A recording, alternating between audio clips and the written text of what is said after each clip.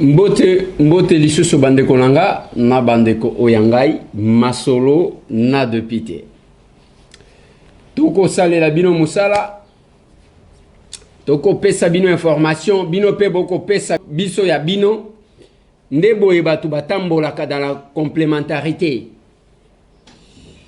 Ndeko moko alobi nanga o ndeko Eliezer eza lokola ozoya ko régler ba compte na ko régler compte na nani. C'est quand peut-être yozana eloko mususu tie na mutu nde yango zomo na ko régler compte na zana problème nanani. Mais quand il y a des mensonges, na ba bêtises, on doit remettre les gens. C'est ça monsieur Tambo. Quand il y a des mensonges, na ba bêtises, on doit remettre et on passe. On ne doit pas laisser les zones d'ombre parce que tozaka kawana mais finalement ba congolais est belé balela makambu ya distraction, balela makambu oyo ekreaka ba buzz. Et nous sommes là pour ça. Quand on était journaliste au Bozoloba, na bimisaka ceinture de redressement. Et ça pona kolongola batwa lokuta kozongi sa vérité. Je pense que c'est ça. Lobby docteur Jérôme ayambamaki na chef de l'État finalement ba monani ba sololi to éviter ceux qui ba sololi nini d'un côté de l'autre côté to dit que o ba médecin chinois ba ye awa na ba matériel ainsi de suite. Mais c'est quelque chose qui m'inquiète un peu. C'est quelque chose qui m'inquiète un peu. Tout le monde a un médecin chinois wana ba kenda Canada. Et ça lokola ba mema pona ko aggraver la situation. Et aujourd'hui, ndenge Covid ango ezali ko évoluer en Afrique et ko bangisa mundele. Alors bakosa la eloko moko bo ndenge nini bato bazokufa mingi lokola epana bisote baye ba pomper. Je pense que on n'a pas besoin pour le moment si ça ne dépendait que de moi. Tozana bango posate. Totika l'expertise congolaise est dominée. Tozo mona ba professeur bazo bimisaka ba molécule ba nini tozala ba docteur Jérôme Ango ba yewana totala nanu ba compétence na biso. Tozana posa changa te. Bino ba chinois wana ndebo bimisi corona oyo Trump abengaka China virus. Tango ebimi aleboya awa lokola ba pyromane qui joue au sapeur-pompier si ça ne dépendait que de moi. Masolona député liberté provisoire parce que na lingina Zwelabino honorable Manda Kansabala qui est élu à Moba qui est en direct à Pesabiso. Qu'est-ce qui nous oppose avec la Zambie? Botika la branché parce que na Zwelabino yé à Pesabiso version des faits. Boko kakoyeba parce que tozo mituna nine salemi Zambie tozo ne problème te nine angwezali boko zo honorable Manda Kansabala et qui va devoir nous donner éclaircissement quant à ça.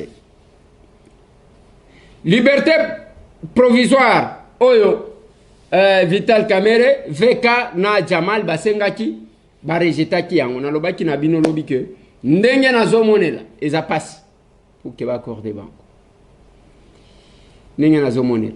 Et c'est ce qui est arrivé à comparaître encore le 25 et en prévenu. Ça continue comme ça. C'était prévu de débattre question à John Tumba, Moussous Azali peut poursuivi dans le dossier de détournement, ainsi de suite. C'était prévu de siéger biso ba député na kana ele le pona kotala comment lever ba immunité na pour qu'il soit poursuivi. John Tumba Zanani, John Tumba Azali ministre de la formation professionnelle. Et le procureur général près la Cour de cassation à Sengati Bopé Sangaye. Mais comme Aza membre du gouvernement, Azana ba immunité, il faut biso ba parlementaire to étudier ndengeni ni akolever ba immunité s'il le faut pour que atikala na cadre ya justice. Je vais ouvrir une parenthèse.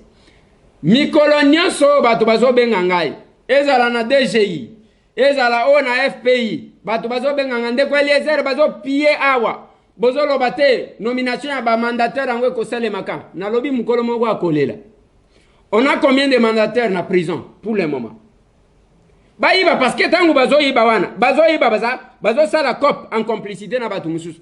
Tokoyoka batu mususu bakotanga. Tangu bako kangayo ne famille na yo eko souffrir avant kufela na boloko mbongo wana ekosila parce que bele ba kufela na boloko wana ebele ba kufela kuna potangu ba ko bamba yo soki na premier degré baba mbiyo même 20 ans ou 25 ans. Allez, ba na deuxième degré ba lobi ba kakola ba bambio 15 ans. Aujourd'hui âge na yo, aujourd'hui 15 ans, na condition mesana te parce que bino bo mesana ba mbongo. Mukolo moko okufela na boloko. Ndenge ngana komona. Na premier degré ba bambio 20 ans. Aucun appel. Na deuxième degré ba bambio 15 ans. Aujourd'hui siko âge na yo obakisi na ba condition carcérale ya mboka na biso. Et c'est tout ceux qui ba bambio na ba travaux forcés. Ndoko yoka. Bon ça la liberté parce que awa mi colonial ndeko Eliezer na RVA awa na FPI o awa na DGI nzembo wana ezozongaka o bazozela nini pona konome batoyo bazoyiba bayiba ce n'est plus comme à l'époque allez banomé batiki okei et d'ailleurs corona esungi biso et kangi ba frontière biso na binoa bandeko baza libanda je pense que bao bazana Gabon bakozonga ba congolais bazana Gabon bakoti kozonga lelo awa na Kinshasa selon ba information à notre possession bao bazana Afrique du Sud baza ebele il faut peut-être 2 vols ndenge calcul les ali ko salema kala mingi te bakozonga awa bien que bakozela na yoka kindeko nanga sans rival à lobby depuis balobaki na biso que bakobenga ainsi de suite quand j'essayais de vérifier ba tractation ezalaki ko continuer. C'est probable que Baoya Gabon, Bazonga Lelo, peut-être na volé à Liboso ya Afrique du Sud, et puis Bazo continuer pour na bandeko Bazonga na mboka na bango. Bazonga awa. Mais tangu bako zonga awa, il faut boye bape. Ce n'est pas allez tozonga boye awa bobani makele. Batia biso na hotel la salité. Biloko to vivaki na bandeko ba utaki Dubai. La gratuité ya billet, ba memi bino, ba loger bino gratuitement, bazo lié sa bino pas l'État, mais laisser ba pesa na mboite, hein. Là où c'est bien, il faut dire aussi c'est bien. Combien de pays qui ont fait ça? Les loba congolais baza respecté na Dubaï, hein? Baza respecté na Dubaï. Parce que bamboka musu depuis batika la kuna. Ata réaction mon côté. Oh ya malamu tolo wakeza ya malamu ya mabe tolobi wane ekotambola te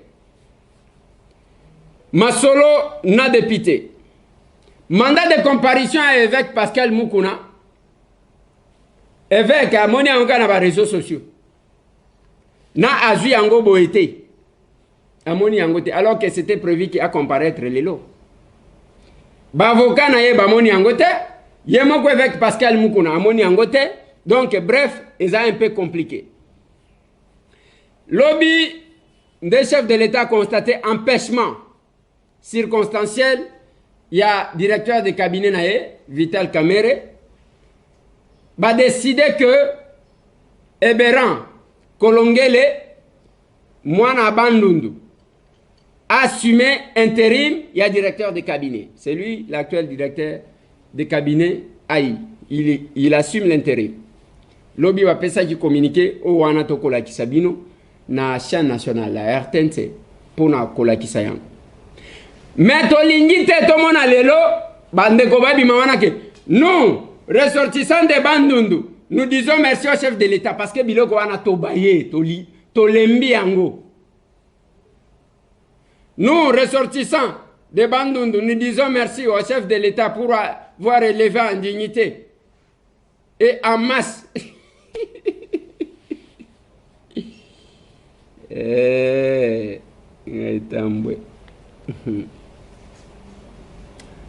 Masolo bande konangai ezali lisusu to déposer qui question orale avec débat na bureau na biso ya Assemblée nationale pour na ba ebisa biso makambo ya libération ba prisonnier ba critères ezandenge nini banani yango ba kobimisa. Bon, et kozala pona kaka Kinshasa to kozala Congo mobimba. Pona ko désengorger ba prison il faut toyeba est-ce que balobela qui on a conseil des ministres to balobela quitté. Est-ce que la séparation des pouvoirs est cause à la respecter ou bien to profiter quand la cas d'urgence comme ça to bimisi et cause à la copie à la politique, les politiques qui vont libérer d'autres politiques en difficulté. To déposer qui mais jusque là n'a baligné était. Mais to yoji ka lobi que on va déplacer 49 détenus balongwe awa bakena kwilu. Bande konanga bokolongo la ba prisonnier pendant cette période. Bisika coronavirus ezali, botindi bango bisika coronavirus na comité. Ça s'appelle comment? Voilà pourquoi nous nous sommes précipités à déposer question orale avec débat. Que nous attendons notre bureau et accorder quand même priorité parce que il s'agit à ma vie à Batou. Est-ce qu'on a transféré les prisonniers, les prévenus, ou bien on a transféré le coronavirus? Parce que de cas dit déjà que et c'est continue à la prison, ils ont un ndolo, ils ont un makala, tout ce que vous voulez. Mais tant que vous avez prisonnier wan, botindi bangwe sika corona na écotité, ça s'appelle comment? Les transferts de la maladie ou les désengorgements ngo le bela kinde yangwan. Ouais, les a désengorgements ta? Otolobaki. Parce que tout le monde a opération. Boulot, et café là, ainsi de suite. L'ouzoum, tosi to ebiango. Mais awa ezalaki que batala bato bazalaki condamné. Na bambula ebele basi basalimbu ebele bakoti kotika bango. Bakotala toko kakoyeba bananyango. Ba institution nini yango to tuna ki mutuna. Ba institution nini ezali associé na démarche wan. Nous avons fait notre travail de député.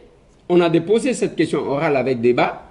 Pour le ministre, vice-premier ministre en charge de la justice et garde des Sceaux. Mais l'opération a commencé. Où est notre bureau? Et qu'est-ce qu'on peut? Nini bakoti ko accorder priorité. Et ça, la réalité, il y a politique. Il y a chambre, il y a biso. Ce qui est ponango, il y a makambo. Et autres, la bilungi. Mais le monde retiendra que M. Tambo à l'Obakaboui, quand le pire, au cas où le pire arrivait, ils vont se rappeler de ce que nous avons dit. Pour éviter ce qu'ils ont dit. Namaji, lobby, attaque, insécurité, Makas, Naituri. Namaji, va incendier plus de 900 maisons. Balobi eza groupe armé au Babenya Kodeko. Est-ce que c'est le commencement? Il y a une opération au Balobaki que Rwandais Balingi, Basi encerclé Bounia. Je ne sais pas si c'est ça. Nous attendons parce que on ne sait pas. Bango Balinga Kinde va récupérer centre commercial selon l'armée. On a tenté d'entrer en contact avec les porte-paroles. Il y a FRDC Jules Ngongo, on ne l'a pas eu. Peut-être que Tokozwe Labino prochainement. Masolo n'a de pitié. Faut na signaler bino que n'ayez na cause lo baboy. Eza kotindika. Tolo belana no makambu ya Zambie. Oyo ezali ko préoccupé biso mikolo oyo. Mais en attendant, bozwana nzembo wana ya ba militaire wana ba kobina.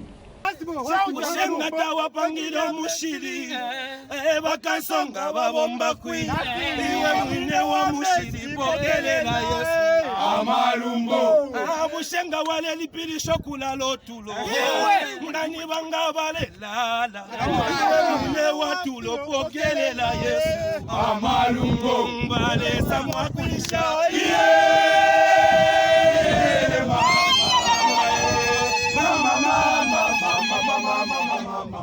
Vale samwa kulisha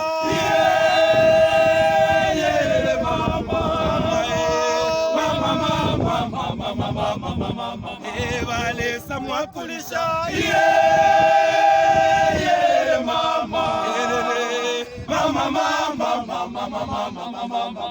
vale samwa chimfia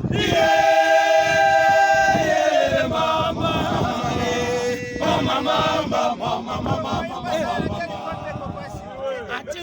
Ushenga wale lipilisha kwenda kuchalo cho Angani banga wale kwanisha Ewe mwenye wa mushiri pokele la nzambie Amalumbo Ushenga wale lipilisha kula lotulo Ngani banga wale la Uwe mwenye wa tulo pokele la Yesu Amalumbo Evale sa mwa kuisha Mama, Evale sa mwa kulisha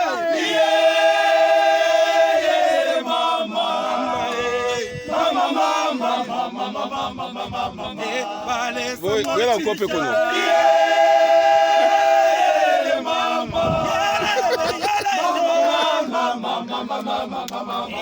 Evale sa mwa kulisha imwe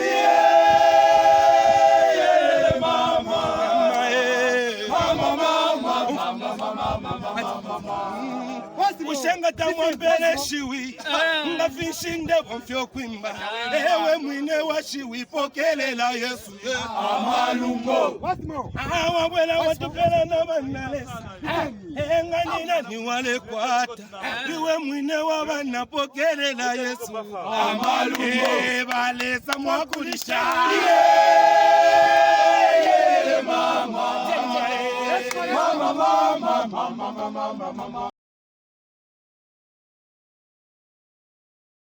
Voilà.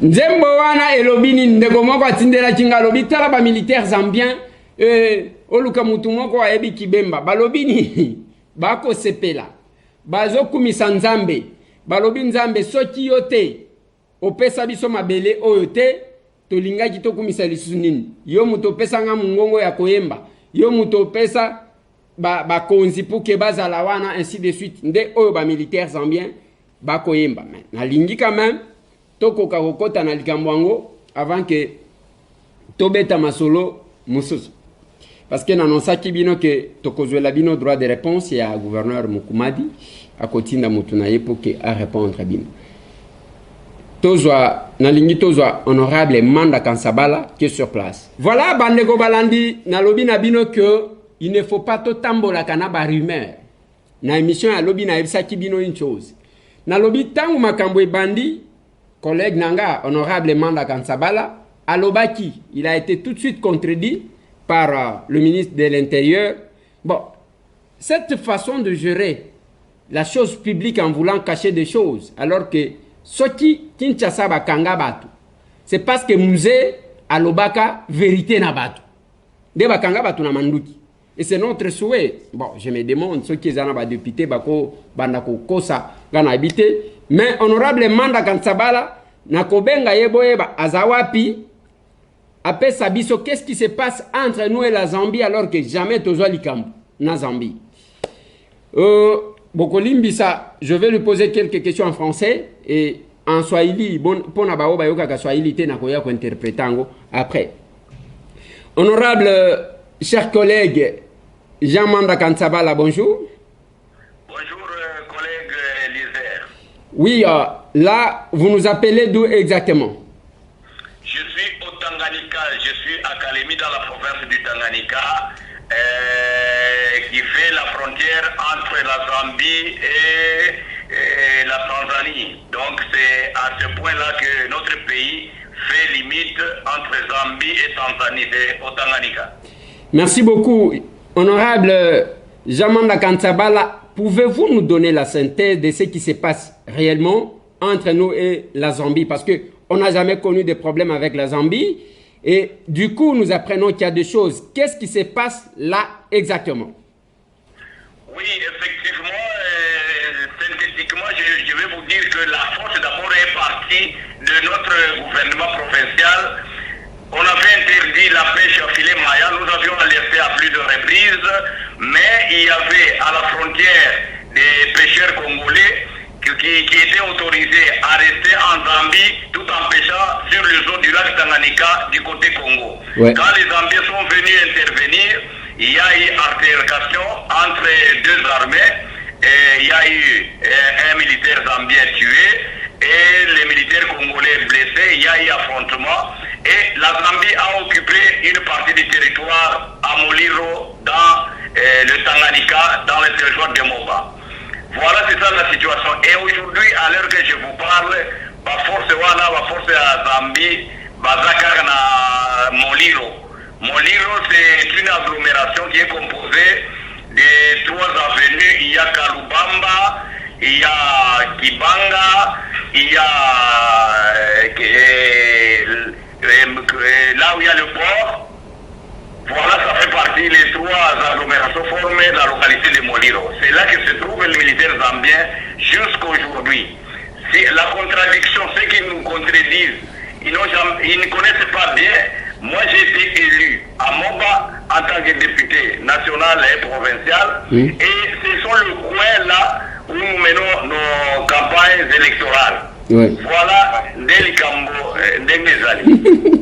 oui, je sens que vous voulez tout mélanger, et les Français, les Lingala. Donc, si j'ai bien compris, tout est parti du fait que les pêcheurs congolais sont allés du côté Zambie et que l'armée zambienne, voulant les limoger, il y a eu cette incompréhension entre l'armée zambienne et l'armée congolaise, c'est ça? D'abord, la provocation, ce sont les pêcheurs congolais à filet prohibé, à filet interdit, on appelle filet Maya. Quand on les a chassés du territoire de Moba, ils sont d'abord partis se réfugier à Moliro sous la protection de certains éléments officiers des forces navales de l'armée congolaise.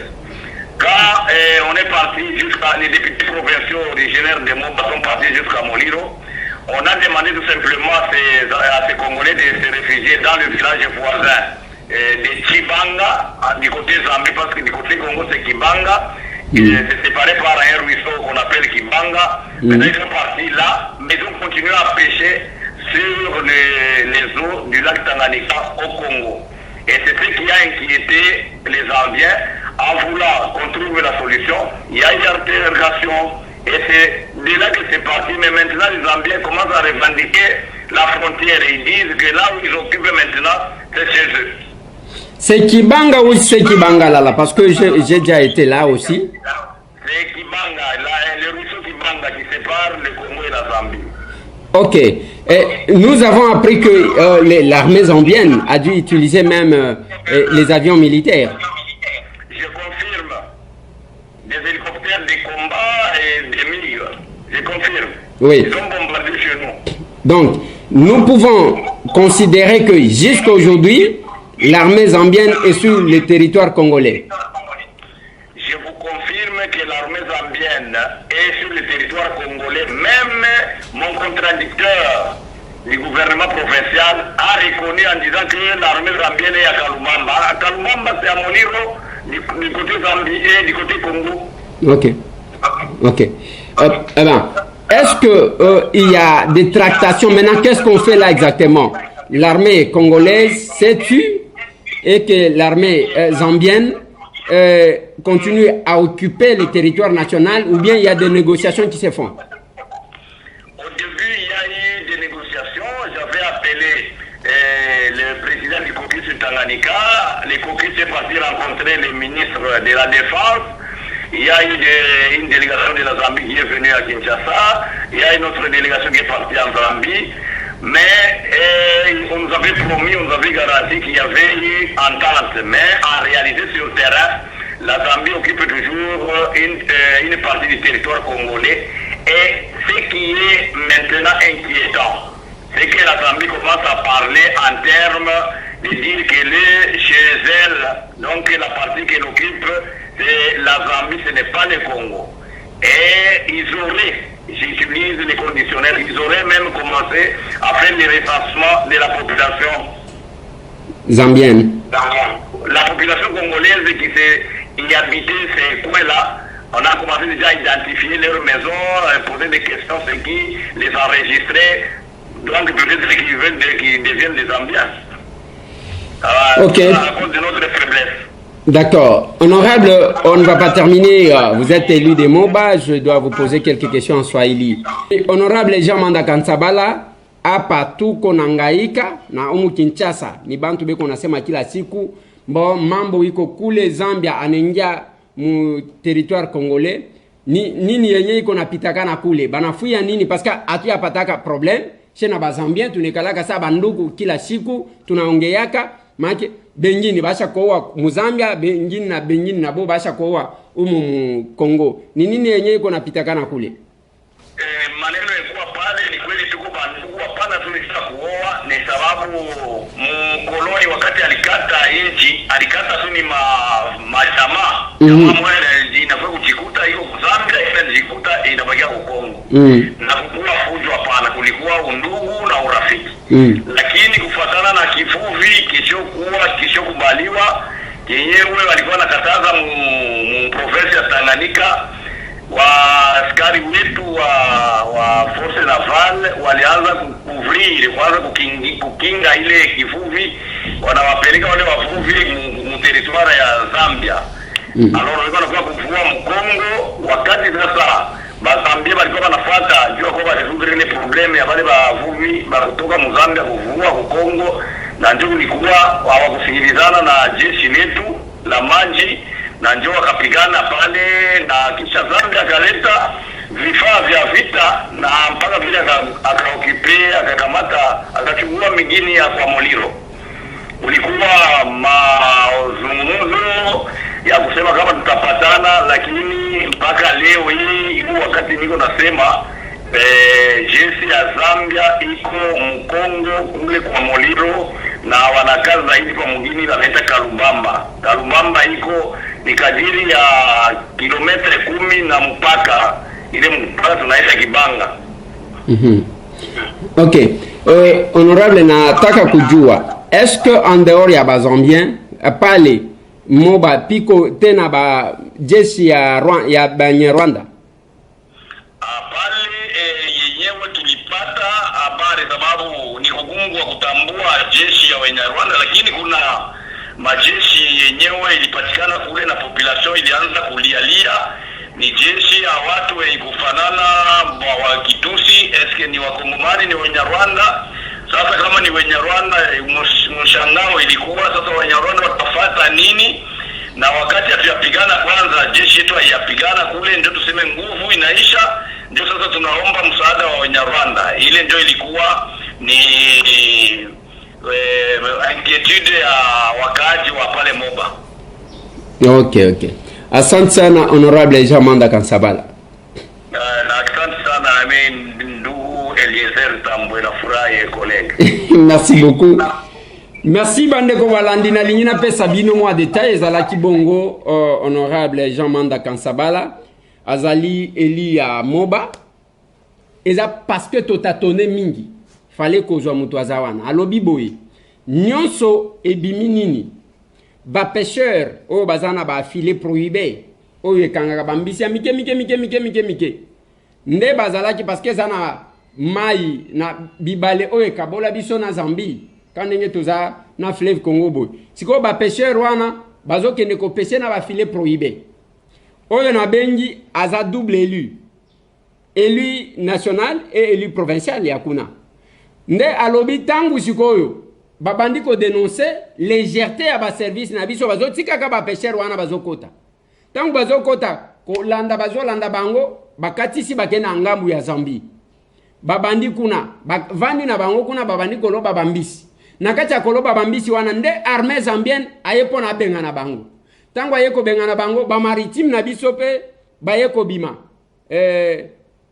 bima bakoti na mai sikoyo ba oyo bibundeli armée mibale wana oyo ya mai eyeko buna entre la Zambie na ya Congo ebomi soda moko ya Zambie kote na biso soda zokaki tangu bamoni ndenge wana nde la Zambie asengi secours bayeko yana ba hélicoptère ba avion ya bitumba baye wana ba bengani bango et du coup bakoti na muliro esika wana baye ko vanda ndenga lobi que na minute oyo bakomi ko identifier batu et komi makambu o awa d'ailleurs izaya mboka na biso izaya d'ailleurs frontière ainsi de suite pendant que la Zambie ndenge boyebi gandenga lobi ndenge mbuta ne mwana nsemi aloba que tangu mundela zokata Afrique azaki kokata akokata famille moko ndambo etikali kuna ndambo etikali bo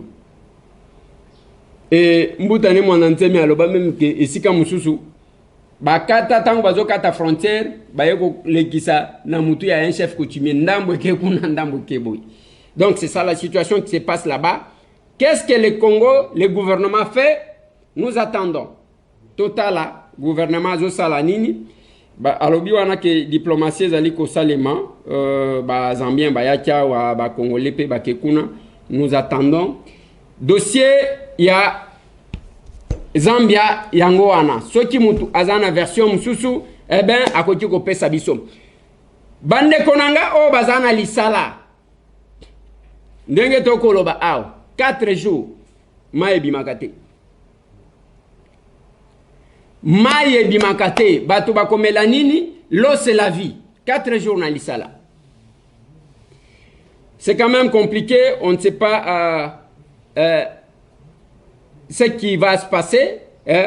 Alors, Naba Makambu ya modèle 1, même à Kinshasa, depuis qu'on a déclaré la gratuité, ça pose problème.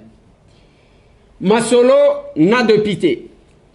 Masolo n'a de pité, bande konangai, toko lobela cet aspect sécuritaire. On a lobina bino, c'est insécurité comme il okola, vie à batu. Ituri, insécurité. Moba, insécurité. Lubumbashi, insécurité. Kasumbalesa, insécurité. Kisasa, insécurité. Matadi, insécurité. Qu'est-ce qui se passe en réalité? Ils ont sabotage, tous les ayasol. Ils ont compliqué. Bande Konanga, avant que Nassili, ça parce que les lots, tokozamwa tant et belete, pour il faut tozonge la bino, pour na koyamba bande koya gouverneur ya Sankuru, oyo babengi gouverneur Mukumadi, bazo ya ko répondre. C'est quand même droit na bango. Nakolobela dossier o babengi ya 100 jours. Omani ndenge bakombo ekobima. Bakombo ekobima. Bao badondwaki bakokoma bana mike. Et je vous ai montré hier baspect ya procès wa. Nalobaki na bino que il y a d'un côté dossier ya veka et ça pour la passation des marchés.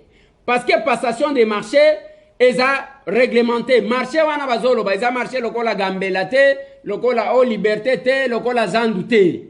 Marché wana, ils ont défini comme contrat avec l'administration. Ils ont formé un contrat d'administration. Quelle administration? C'est l'administration publique. Quand on parle de l'administration publique, on voit l'État. Même bambongo ngana lobaki na bino, oya ba 8 milliards. Et ça na cadre ya d'infrastructure. Parce que wane senga kambongo ebele. Et c'est des passations de marché. Et ça 5 sortes de marché. Marché des travaux. Denye na lobaki na bino. Marché à ba fourniture. Denye na ebsaki bino kaka. Marché des services. Et puis marché à prestations intellectuelles. Donc ba marché tout wana ba marché spéciaux. Nyonso eza réglementé. Tozalaka na loi ya 1969. Oh, et ça là qui 41 ans. Après cette loi-là, ce n'est qu'en 2010, je crois, le 27 avril 2010, des lois Yassika et Koti, pour beaucoup plus de transparence.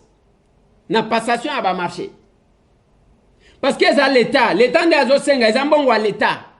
Même bongo, même ceux qui $1 et l'ingébim, ils ont la caisse de l'État. Il faut respecter procédure. Mais on a lobaki na bino 2 mots de one. Appel d'offre na degré à gré. Degré à gré, même temps on a lobaki na bino ya ba mandouki ainsi de suite. Oui, ça passe par le conseil de ministres et ça reste secret. Mais il faut société wana baye bayango. C'est quelle société? Parce que ça m'a kamwa misolo. Mais tant que toko yebaka koyoka ke mbo toyebanite, o ya lobinga na ebiete, o ya lobi bon ainsi de suite. Bon na yambaka bato ebele et comme il okola une légèreté dans la gestion de la chose publique. Parce qu'on confie mbongo, il y a l'État, na muto yebite, na société o yebite. Surtout quand il s'agit de gré à gré. Et aussi, il faut toujours retenir que il faut que l'avis à direction générale, à contrôle, à marché public, et zalawana.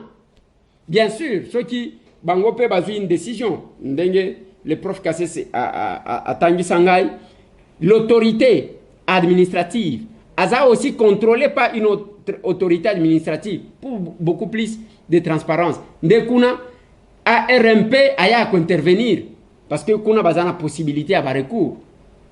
Il y a quota là, ceux qui sont en. Mais il faut qu'il y ait cet avis-là. Ça passe par le conseil de ministres pour décider ce qui est à marché spéciaux.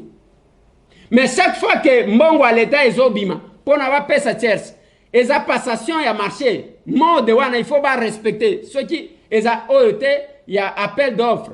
On a Talisa Kibino, ils ont restreint, ils ont ouvert, et puis ils ont mis sous ces zones les concours. Ce qui est salémité, et qui est de gré à gré, c'est basé sur la confiance. Il faut que la personne qui a choisi la société puisse expliquer le pourquoi de ces choix-là, à convaincre les services intervenants. Ce qui a convaincre Bangonde Bandimi, voilà Naebi Moutouana, à une expérience, à Tonga Boye, à Salaboye, Bozomone Lokoboye, ainsi de suite. C'est comme ça que ça s'est fait. Et ça que Bosali Kabinomi Bale, après Bobandi, moi, Oya, le Bingana est bien, Natikala comme on a été, Tangus Go Azoloba, Yesko Azo Salaboye. On ne sait pas. Nous attendons le 25. La liberté provisoire a été rejetée, mais quand même, c'est compliqué. Tant ou peut-être Zoya Kobimake, Bopesana ba mapangu, dis-moi que le ministère public est c'est la bango. Bopesana ba mapangu, mais boye banakate. Marché à l'État, Bopesana, boye banakate. Ngai na lingai kokota makambu ya ba photo wana te parce que ba photo finalement to ko banako boya na ba vidéo même ndenge na zolo ba boye ba bité wana ndeko Eliezer te ezaka mutu na ye bon finalement tout ça devient compliqué na technologie ngo na zolo bela ba photo te bon ba photo wana ndenge moni allez bazu Trump bache bazu Fayulu bache donc ezako créer diversion ou bien zanine mais de toutes les façons quand il s'agit des marchés de gré à gré bande konanga c'est un marché basé sur la confiance. On doit motiver sur le pourquoi il y a Chouawana. On ne va pas donner à un inconnu. Un marché de gré à gré, non. Et puis, et comment on en appelle ceux qui ont avis. Il y a direction générale, il y a contrôle, il y a marché public. Mais ceux qui ont athées, ça sera compliqué. Parce que l'État, a garde-fou. Dans le lobby, que la loi a fait 41 ans, de 1960, de février 1960, Bayeko votait la nouvelle loi pour beaucoup plus de transparence le 27 avril 2010. Et il y a quelques jours seulement, de totaliser 10 ans, cette loi-là. C'était pour beaucoup plus de transparence, mais transparence, on est à la 15e beauté. Voilà, Bande Konanga, et ça, moi, ma solo, on a linga kito solo la lelo. Masolo n'a de pitié. Mais le Gongana Koloba, les dire Kaba, les profs Kolongeli, alors c'est l'intérim. Mais c'est les professeurs, yoga conseil à moi dans mon colo lupan. On m'a dit place sur un oleki. Et mais la Kabato. Mais tellement que l'intérimaire n'a pas la force de tout faire. Si ça ne dépendait que de moi, il fallait fondre le cabinet du chef de l'État. Donc, qu'on recommençait, qu'on soit tout capable d'aider. Pas aider les chefs de l'État, mais quoi accomplir quand même oignon sur l'Obama. Tout ce que l'opposition a promis à la population. Et ça, qu'on soit tout copté. Ce qui va peut-être, c'était encore sous émotion. Ce qui n'est nini, o mutoyo par reconnaissance, o ya pesanga sapato bateye, o ya pesanga yi mutuka bateye, ainsi de suite. Et ça là qui ba nomination et ça les makindengwan. Je sais, même quelques noms, que lui-même le chef de l'État ça là qui est étonné que o ya les kandengeni. Parce que eza naza na petit nanga je makesel. Babenga ke jika. Naza na piche na babenga ke mujahidin. Naza na bon, Moussou benga kaye Mudogo.